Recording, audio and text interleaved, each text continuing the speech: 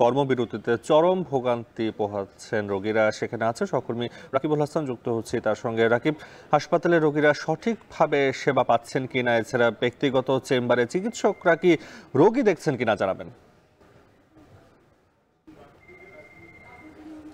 নাফি, আজকে কয়েকদিন থেকে আসলে ইন্টার্ন চিকিৎসকরা কমপ্লিট শাটডাউনে আছে, অর্থাৎ রাজশাহী মেডিকেল কলেজ হাসপাতালে তাদের কোনো ধরনের সেবা কার্যক্রমে তারা যুক্ত ছিলেন না।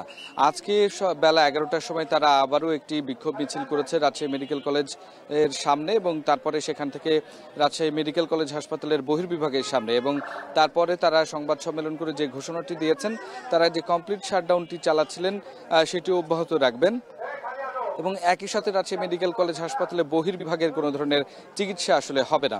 এর পাশাপাশি রাজশাহী মেডিকেল কলেজের যে শিক্ষার্থীরা তারা একত্রতা ঘোষণা করেছেন, এবং একই সাথে যারা কলেজের অধ্যক্ষ বা প্রফেসর তারাও কিন্তু এটির সাথে একমত ঘোষণা করে তাদের যে প্রাইভেট প্র্যাকটিস সেটিও আসলে বন্ধ করেছে।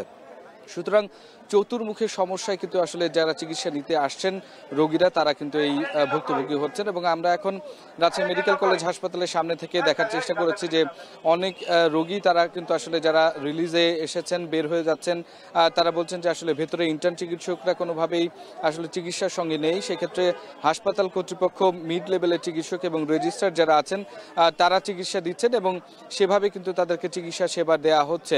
অন্যথায় এক্ষেত্রে যেই সমস্যাটির আসলে সম্মুখীন হয় রোগীরা, একজন রোগী ভর্তি হওয়ার পরে কিন্তু প্রথমে আসলে ইন্টার্ন চিকিৎসকরাই তাদের যে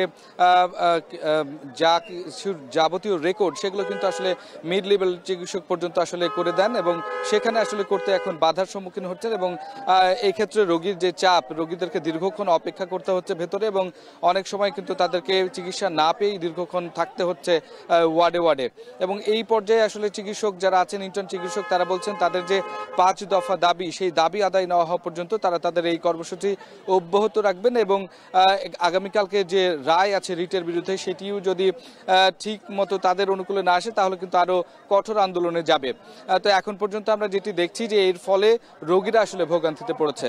তো রাজশাহী মেডিকেল থেকে এই ছিল আমার কাছে সর্বশেষ খবর। নাফি।